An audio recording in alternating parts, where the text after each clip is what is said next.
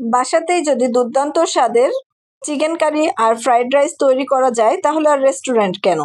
আজ chicken curry তৈরি করছি। চিকেন নিয়েছি, এর ভিতরে দিয়ে দিলাম গোলমরিচের গুঁড়া, আদা দিয়ে দিচ্ছি 1 চামচ মতো, পরিমাণ মতো রসুন দিয়ে দিলাম, এখন স্বাদ মতো লবণ দিয়ে দিচ্ছি।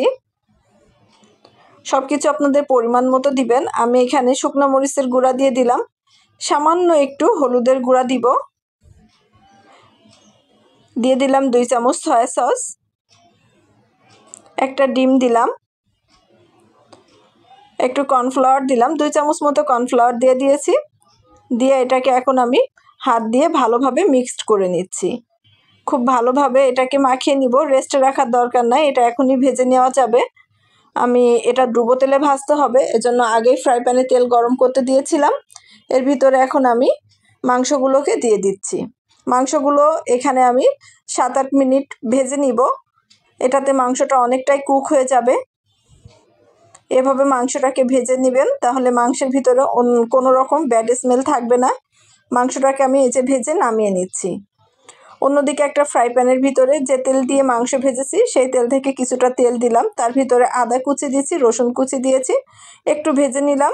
এর ভিতরে এখন দিয়েছি কিছু টমেটো আর পেঁয়াজের পাপড়ি তৈরি করে রাখছি, পেঁয়াজের পাপড়ি দিয়েছি, দিয়ে দেব কিছু ক্যাপসিকাম। এটাকে একটু নাড়িয়ে চাড়িয়ে নিব। এখানে সবজিটা আপনাদের ইচ্ছা মতো দিতে পারেন, আমি হাতের কাছে যেগুলো রয়েছে সেগুলো দিয়েই তৈরি করে নিচ্ছি এটা। এর ভিতরে এখন ফ্রাই করে রাখা মাংসগুলো আমি দিয়ে দিলাম, একটু নাড়িয়ে চাড়িয়ে নিলাম। এখন উপরে একটু সয়া সস দিলাম, একটু টমেটো সস দিলাম, হাতের কাছে যদি চিলি সস থাকে তাহলে দিবেন। একটু নাড়িয়ে এর ভিতরে এখন আমি কর্নফ্লাওয়ার গুলিয়ে রেখেছিলাম সেটা দিলাম, 2 চামচ মতো দিয়েছি। আবার একটু শুকনো মরিচের গুঁড়াও দিয়ে দিলাম, ঝালটা আপনাদের পরিমাণ বুঝে দিবেন, কে কেমন ঝাল খাবেন। আবার একটু ভালোভাবে নাড়িয়ে চাড়িয়ে এর ভিতরে আমি অল্প পরিমাণে দুধ দিয়ে দিয়েছি। এটাকে এখন ভালোভাবে একটু রান্না করে নিলাম। রান্না করে এর উপরে আবার একটু গোলমরিচের গুঁড়া ছিটিয়ে দিলাম যেন ঘ্রাণটা আর একটু ভালো হয়। দেখেই বুঝতে পারছেন তেল উঠে গেছে। একটু কাঁচা মরিচ দিয়ে দিলাম। আলহামদুলিল্লাহ, রেডি হয়ে গেছে চিকেন কারি। আমি পরিবেশনটা করে নিচ্ছি, দেখেই বুঝতে পারছেন কেমন হয়েছে। এভাবে রান্না করলে চিকেন কারিটা কিন্তু অসম্ভব মজা হয়ে থাকে।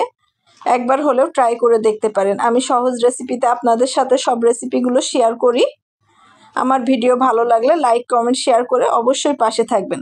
ফ্রাইড রাইস তৈরি করে নিয়েছি। আমি এখানে চিনি গুঁড়া চাউল দিয়ে ফ্রাইড রাইসটা তৈরি করেছি। ফ্রাইড রাইস কীভাবে তৈরি করতে হয় সেটা তো সকলেই জানেন, তাছাড়া আমি একটা ভিডিও এটা দিব। এভাবে করে আমি এটা তৈরি করে নিয়েছি।